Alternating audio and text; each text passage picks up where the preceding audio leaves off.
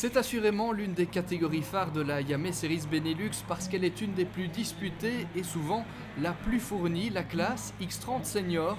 Plus de 50 pilotes au départ à Francorchamps pour le troisième des 5 rendez-vous de la saison. L'homme à battre s'appelle Eli Goldstein, le champion en titre arrive à Spa en tant que leader et il compte bien le rester.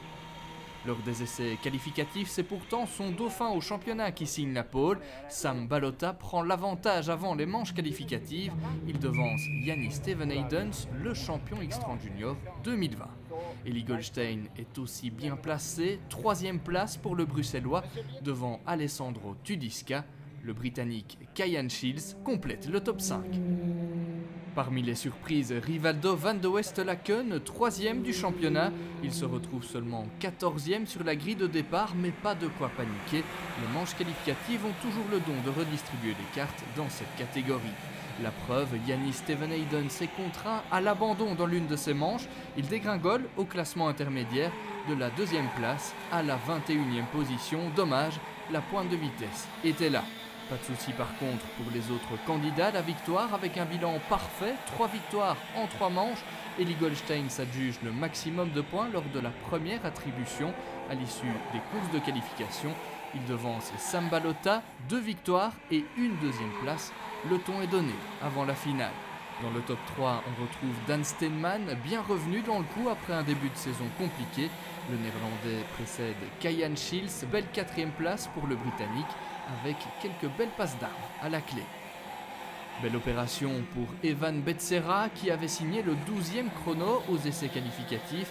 Le voilà remonté au 5e rang devant un Rivaldo van de Westlaken qui retrouve des couleurs. 7e place pour le premier rookie, Noah Maton. Vous connaissez les règles du jeu, le résultat des manches qualificatives détermine la grille de départ de la finale. Spectacle en vue avec en première ligne les 2 premiers du championnat. Eli Goldstein en pole devant Balota. Il s'élance devant Dan Steenman à la recherche de son premier podium de la saison. À ses côtés, Kyan Shields suivent Evan Becerra et Rivaldo van de Westlaken.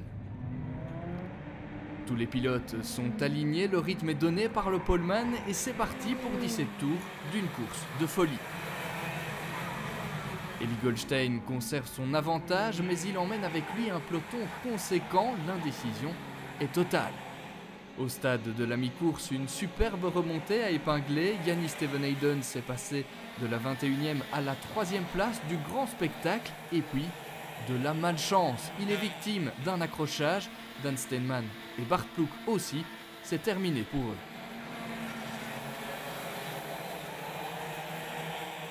Pendant ce temps, Sam Balota s'est installé en tête devant Eli Goldstein, mais pas pour longtemps. Duel musclé entre les deux adversaires. Sam Balota fera finalement les frais d'une pénalité de 5 secondes. Son pare-choc avant s'est déclipsé. Résultat, il termine 15e. Un handicap qui permet à Boheymans de prendre la 5e place juste derrière le Britannique Kyan Shields, ici à l'image.